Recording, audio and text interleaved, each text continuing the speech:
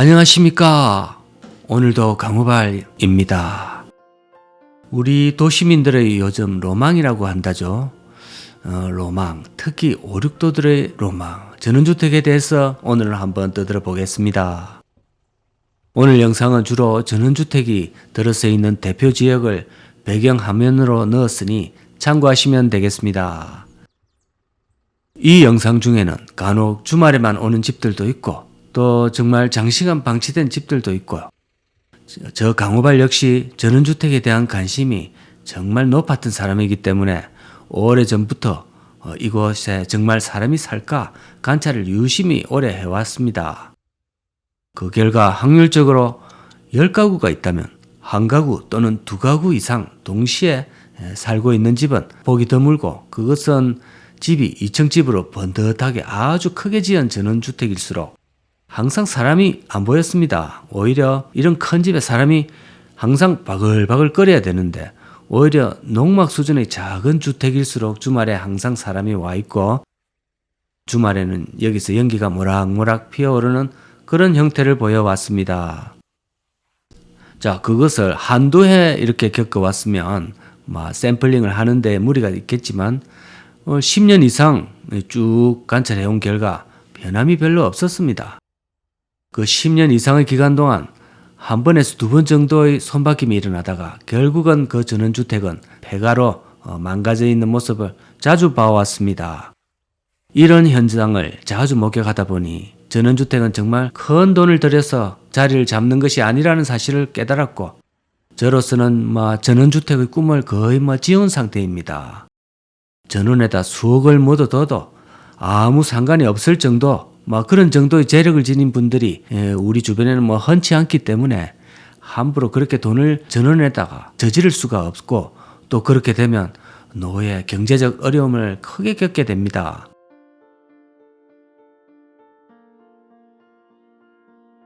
집값으로 큰 목돈이 들어가는 것뿐만 아니라 또 노후 은퇴자들이 대부분의 경우 연금생활자가 드물기 때문에 생활비를 한동안은 좀 벌어야 되는 입장일 겁니다. 그런데 그 전원에서는 그것을 충당할 지급이나 생계가 어려운 것이 현실입니다. 그리고 또 예상치 못한 또 하나의 변수가 있는데요.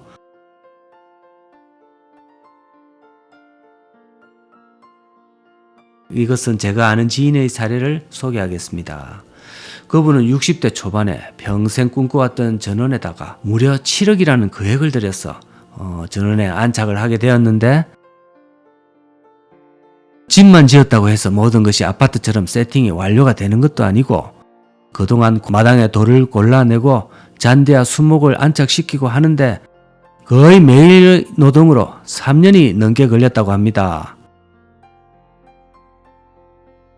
오랜 노동으로 관절과 허리 부분에도 상당한 무리가 쌓였는데, 근데 이것은 아무것도 아니었습니다. 어느 날 갑자기 청천벽력도 아니고 이제 살만할 점에 아내에게 치명적인 질병이 찾아와서 아내가 먼저 돌아가시게 되었습니다.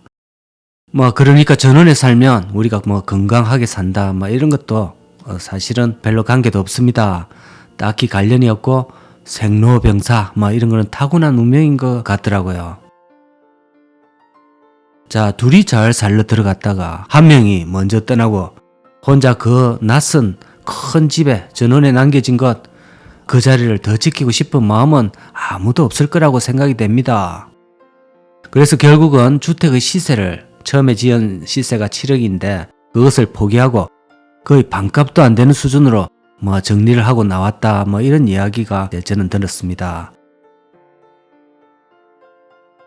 또 다른 한 분은 많은 지인들이 그냥 수시로 마치 카페처럼 찾아와서 별장지기 비슷한 처지로 전락하게 된 자신의 처지를 보고 처음에는 호의로 반갑게 맞이하고 했지만 그것이 나중에는 보통 일이 아닌 노동이 되었다고 합니다.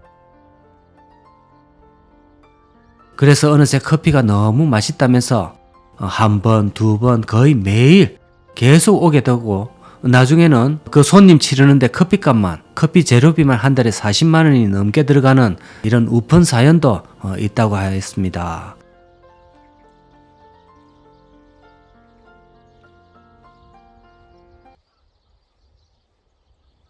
그러니까 전원주택에 대해 제가 오늘 너무 부정적인 사례만 모아봤는데요.